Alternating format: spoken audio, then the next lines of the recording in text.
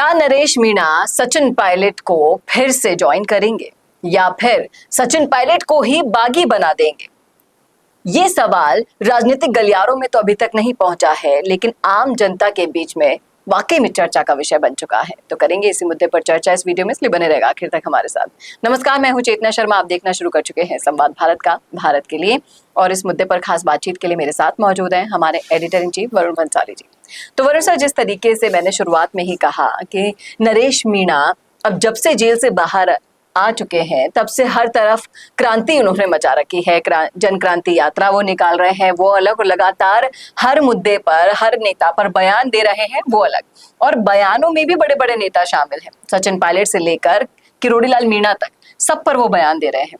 हाल ही में उनका एक बयान सोशल मीडिया पर वायरल हो रहा है, जिसमें वो साफ साफ कह रहे हैं कि नरेश मीणा की तरह सचिन पायलट जब तक बागी नहीं बनेंगे तब तक उनका कांग्रेस में कुछ नहीं हो सकता। इस पर आप क्या कहेंगे? देखिए, जब से नरेश मीणा जेल से बाहर आए हैं, उनकी लोकप्रियता बढ़ती ही जा रही है, अपने चरम पर जाती जा रही है और लगातार लोग जो है वो उनके मुरीद होते जा रहे हैं। लेकिन इन्हीं मुरीद लोगों के मन में सबसे बड़ा सवाल ये उठ रहा है कि नरेश मीणा अपनी आने वाली राजनीति को क्या शेप देने वाले हैं, किस ओर उनका ऊंट करवट बैठेगा। क्या वो कांग्रेस में जाएंगे, बीजेपी में जाएंगे, बेनीवाल के पास जाएंगे, रोत के पास जाएंगे, या खुद ही कुछ बड़ा कर जाएंगे? ये सारे सवाल बहुत बड़ा होते जा रहे हैं। और ऐसे में जब रोत कांग्रेस की तो बुराई करते हैं, माफ कीजिएगा, नरेश मीणा कांग्रेस की तो बुराई करते हैं, लेकिन सचिन पायलट के समर्थन में ही हमेशा बयान देते हैं और वो कहते हैं कि सचिन पायलट बागी हो जाए तो सब कुछ ठीक हो जाएगा। इससे ये लगता है कि वो सचिन पायलट के पाले में जाने को फिर से बेताब हैं और इसकी वजह भी है जी। देखिए, गुर्जर मीणा जिन जातियों को टारगेट वो करना चाहते हैं, उन जातियों पर सचिन पायलट का बड़ा प्रभाव है। उनकी लोकप्रियता के साथ अगर सचिन पायलट का प्रभाव आ जाएगा तो नरेश मीणा को खासकर अंता का जो उपचुनाव है वो, या और भी कोई सीट पर किसी भी तरह की कोई समस्या नहीं आएगी। जिस तरह से वो देख रहे हैं कि मुरारी लाल मीणा हो, चाहे और भी कोई जनप्रतिनिधि हो, सचिन पायलट अगर उनके साथ है तो उनका जीतना लगभग तय हो जाता है। और यही शायद वजह है कि वो सचिन पायलट की बिल्कुल भी बुराई करते हुए नजर नहीं आ रहे। लेकिन नरेश मीणा के एक स्टेटमेंट की और अगर हम बात करें तो वो कहते हैं कि अगर थर्ड फ्रंट वो बनाने का सोच रहे हैं और उस थर्ड फ्रंट में हनुमान बेनीवाल, चंद्रशेखर आजाद, इनको वो सोच रहे हैं, इनके साथ उनके विचार भी मिलते हैं। कहीं ना कहीं जिस विचारधारा के साथ उनके उद्देश्य, लक्ष्य सब मिलते हैं। तो सचिन पायलट बिल्कुल अलग है और ये हस्तियां बिल्कुल अलग है जिनकी मैं अभी चर्चा कर रही हूँ। तो किनके साथ तालमेल नरेश मीणा का असल में बैठ पाएगा? देखिए, कोई भी विकल्प अपने सारे तलाशता है और नरेश मीणा भी वही काम कर रहे हैं। लेकिन समझने वाली बात यह है कि जब वो ये कहते हैं कि अगर मैं तीसरा मोर्चा बनाता हूँ, मेरे साथ बेनीवाल, चंद्रशेखर आजाद जैसे लोग रहते हैं, और दूसरे ही स्टेटमेंट में वो ये कहते हैं कि सचिन पायलट को भी बागी हो जाना चाहिए। अब ये सब लोग कौन है? ये सब भी बागी है। हनुमान बेनीवाल कभी बीजेपी से बागी हुए थे, नरेश मीणा कभी बीजेपी, कभी कांग्रेस से बागी हुए थे, ये सब लोग बागी हैं। तो वो अगर बागी हो जाते हैं तो वो भी तीसरे मोर्चे में आएंगे। तो नरेश मीणा येन केन प्रकरण सचिन पायलट का साथ तो चाहते हैं। अब ये देखना होगा कि उन्हें वो साथ मिलता है या नहीं, क्योंकि यही सचिन पायलट थे जिनके टोंक के उपचुनाव में एक कोई ना जानने वाला 3-4 दिन पहले बीजेपी का झंडा उठाने वाला केसी मीणा को टिकट दे दिया, लेकिन नरेश मीणा को ना टिकट दिया, ना बैठने को कहा, ना मुलाकात की। सचिन पायलट ने कुछ भी नहीं किया। इससे ये समझ में साफ आता है कि ये तो सचिन पायलट के पाले में जाना चाहते हैं, पर सचिन पायलट अपने पाले में इनको लेना चाहते हैं या नहीं, ये वाकई बहुत बड़ा प्रश्न है। क्योंकि मुरारी लाल मीणा अगर सचिन पायलट के खेमे में है तो वो इसलिए है कि वो सचिन पायलट से कभी भी दगा नहीं करेंगे, ये उनको पता है। लेकिन वो नरेश मीणा जो बीजेपी से भी चले गए, कांग्रेस से भी चले गए, उनके साथ क्या सचिन पायलट को ये डाउट तो नहीं है कि वो हमेशा रहेंगे या नहीं रहेंगे? जी, लेकिन आम चर्चाओं की ही आज हम चर्चा कर रहे हैं। उसी बीच एक चर्चा ये भी थी कि कहीं ना कहीं सचिन पायलट भाप गए थे कि अगर नरेश मीणा कांग्रेस के अंदर आ जाएंगे, उन्हें चुनाव लड़वा दिया जाएगा तो वो सचिन पायलट को ओवरटेक कर जाएंगे। क्या कहते हैं आप इस मुद्दे पर? देखिए, मुझे नहीं लगता कि सचिन पायलट जैसे नेता को किसी भी तरह का इंफीरियरिटी कॉम्प्लेक्स है।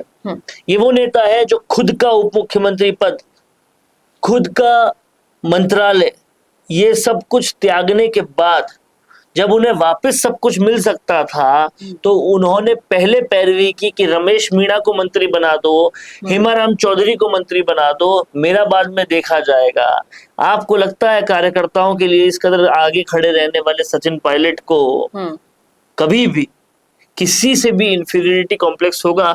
अगर इंफीरियरिटी कॉम्प्लेक्स होता तो क्या वो अपने दोस्तों की तरह कांग्रेस छोड़ नहीं देते, जिस तरह से माधुराज सिंधिया के बेटे या और लोगों ने छोड़ी कांग्रेस?